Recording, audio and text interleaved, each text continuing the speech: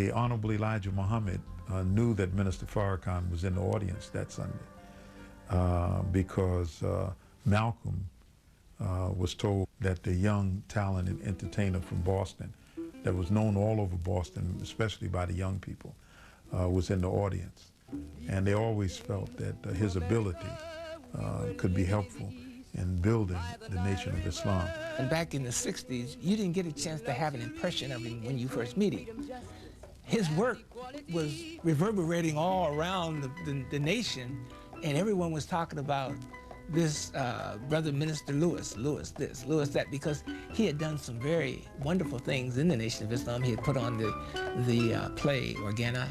He had written a number of songs, Black Gold and White Man's Heaven is a Black Man's Hell. He was very articulate and very outstanding speaker. My father, as I remember him, was always working on the mission, always working on the resurrection of his people. No one speaks to them more powerfully and more consistently, with more passion than Minister Louis Farrakhan. I think his commitment and his relationship to God probably goes back to his childhood. He was always warm to all of the children, always warm to the people in the streets. When he would give us something to do or share his vision, he was always open to our natural and real reaction. Exactly. Right. You know, and we were free enough. He gave us the freedom to really say what was really on our... After the departure of my father, my mother, she learned that Minister Farrakhan was considering rebuilding the work of my father and rebuilding the Nation of Islam.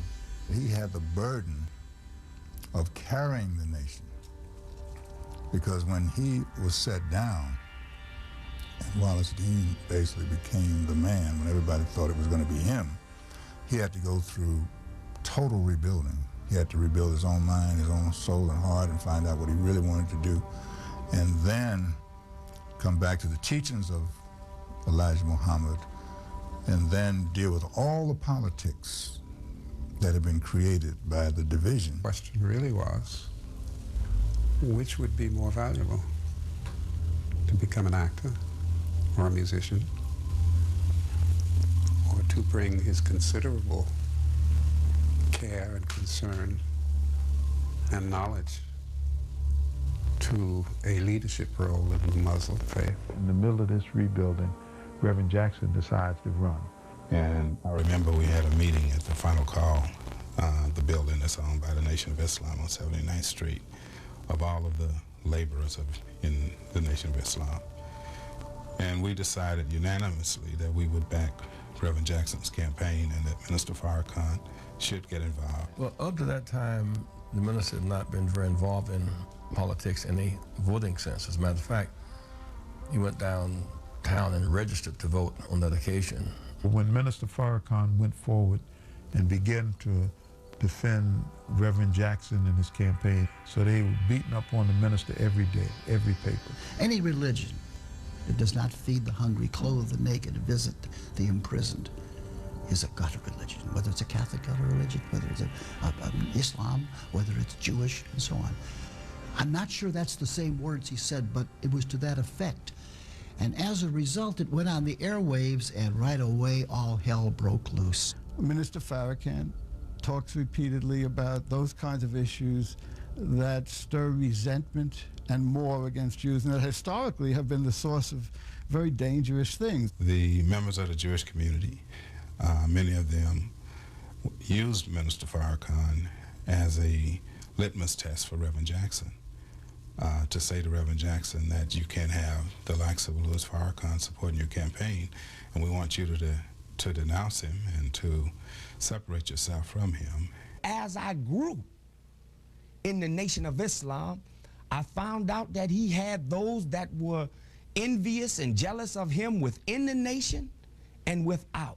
You are a witness that for the last 16 going on 17 years, I have withstood a blistering attack, not only by whites and the government, but by my own brothers and sisters who were afraid of the consequences of association with me. The Jewish community, which I think has certainly branded him unfairly. Many things that I know in the press that are untrue. For instance, I was at his home one afternoon to pick up something, and at the same time he's being attacked relative to not talking to the Jewish community. I'm leaving his house and there were 5 rabbis sitting there in his home to talk to him. Sometimes when you have character and you stand up for what you believe is right, some people will not understand that and become offended by that. He's also been, for me, I think, a voice of consciousness who raises issues that are neither convenient nor popular, but dares to ask the questions, I guess, and raise the issues and demand that those questions be raised, asked, and answered in society, where I think so much has been put under the rug or so much has been ignored. Beethoven or Mendelssohn.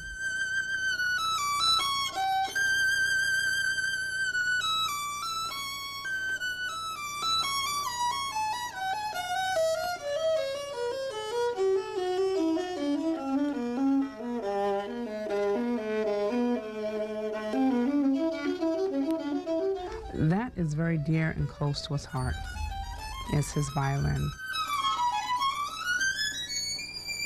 I've seen his symphonic work, and I think, personally, that's one of the things that really separates him from many of the other so-called leaders. I personally believe that true leadership has to be connected with some artistic sensibility, and he, more than anyone else, demonstrates that. It is my hope that my performance will inspire young people to want to go pick up a violin and a viola or a cello, get involved in the strings and the classics. The greatest violinist to me was a man named Yasha Heifetz, who was a Russian Jew. My first great teacher in Boston was a Russian Jew. My teacher today is a Russian Jew. There's no way that I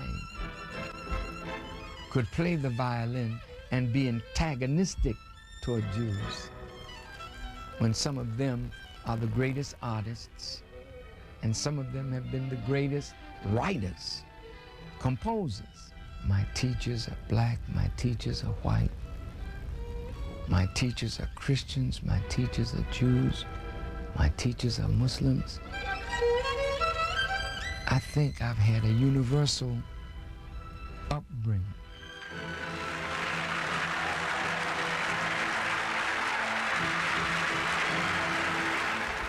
The minister, out of all of the national leaders, has been addressing the issue of rappers and the hip-hop community. He did it personally, but he also did it through many of us who were his representatives. The question is, why are we here? A lot of the people in the industry have that concern because that's the question from the press. Well, first and foremost, I think he's the only person or personality that the hip-hop community respects. Let's bring on Minister Louis Farrakhan.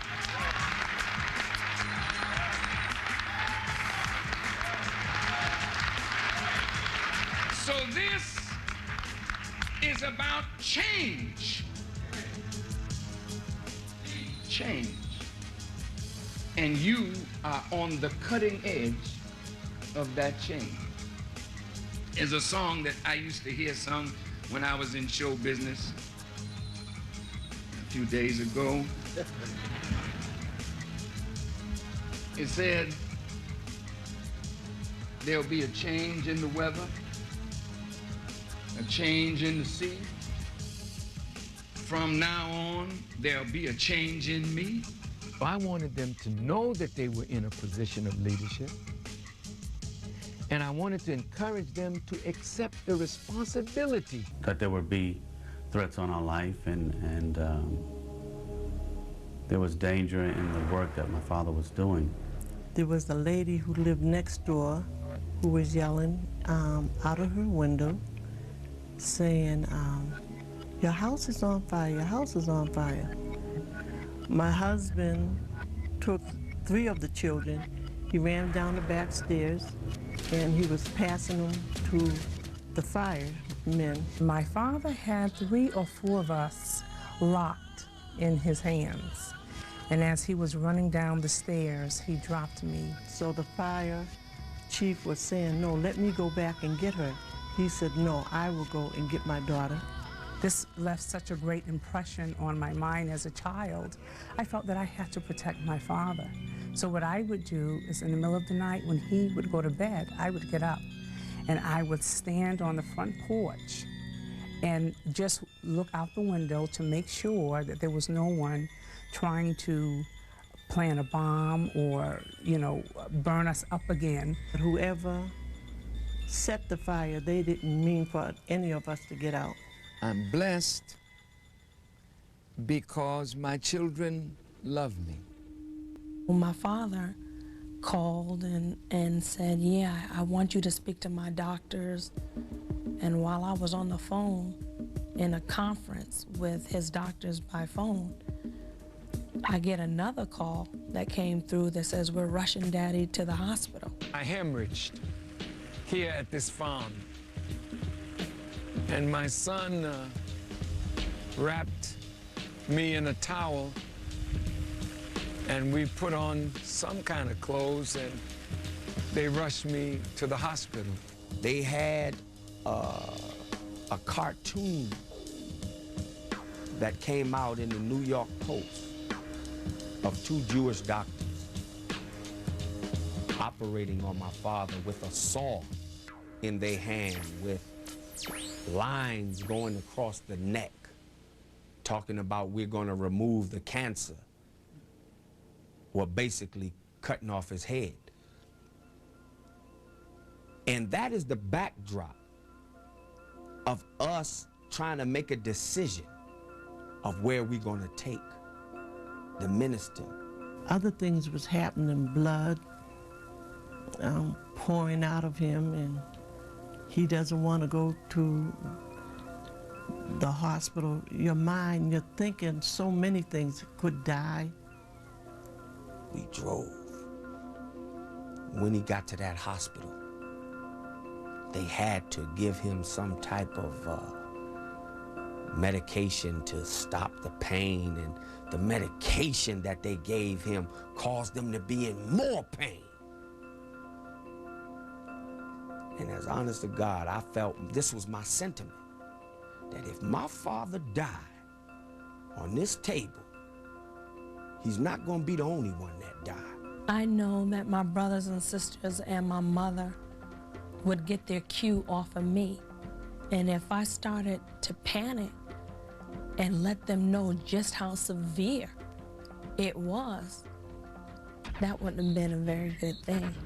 Several times I cried, and I was just thanking the Almighty God for restoring his life back to us. This was Farrakhan. So CNN and all Reuters and AP and everyone took that message around the world. So the heads of state and the people in those governments were anxious to receive the man who led a 1 million man march that they had saw on television all over the world. I've never been so honored to be the son of my father when I saw the response to him in all of these different countries with these different heads of state that respect him. Elijah Muhammad told me, find a way to unite with the Muslim world. He didn't tell me how to do it. He just told me to do it. The most beautiful thing happened December 1999. Imam Warithuddin, his brother, Elijah Muhammad II, his daughter, and his secretary visited me, and we had a luncheon together, and I asked him if he would be my guest at Savior's Day 2000. I wanted to say that the Imam and I will be together until death overtakes us. There always has to be evolution, and I think that the progressive changes that have taken place in the nation today are very clear and very obvious to everyone, that we have reached the global expression of Islam, which was the intention of the Honorable Elijah Muhammad. Being able to make a change in society, specifically in the black society of men. Some don't have the courage to say the things that they believe. Even though in our hearts we think it. I know I think some of the things that he said, and would I have the courage to say them? I'm not sure. His desire to fulfill the vision of the Honorable Elijah Muhammad within the framework of his work is what has made the greatest impact and a tremendous impact on millions of our people across America and now throughout the world. His ability to create a connection with you based on his understanding of the Word of God, both in the Bible and in the Quran, and to make you feel a part of God's unfolding work. What he primarily proselytizes, I think all black Americans agree with, which is to be stand-up men, responsible men, men that are dependable, that take care of their families, that respect their wives and children, that try to get gainful employment, to be a help to the community. All those things, how could you possibly object to that? For the first time in African-American history, a non-Christian leader is a significant, if not the significant leader within black America. He's given me a purpose in life. He's given me something to live for. And I really don't know where I would be without him, because he's given me a chance to serve a cause bigger than myself. Well, my dad is my hero. Even though he may not have been the type of dad that I saw on TV, like with the Cosby or the Brady Bunch or any of those popular shows, you always kind of idealize in your head how you think a father should be. But one thing I can say about my dad is he gave me a foundation, a very strong foundation on which to build, and that's priceless. He believes that he was called to a mission, and anyone who is called to the mission and believes this is his mission, he can never retire. He must die on his post. And I would like my children to say to me, we watched you all your life struggle.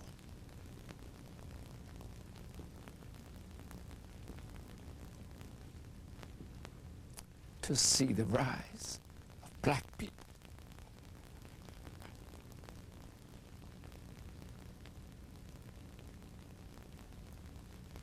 Take your rest. We will carry on this mission until black people all over this earth are free and human beings can live a dignified life without oppression and ignorance as the constant burden.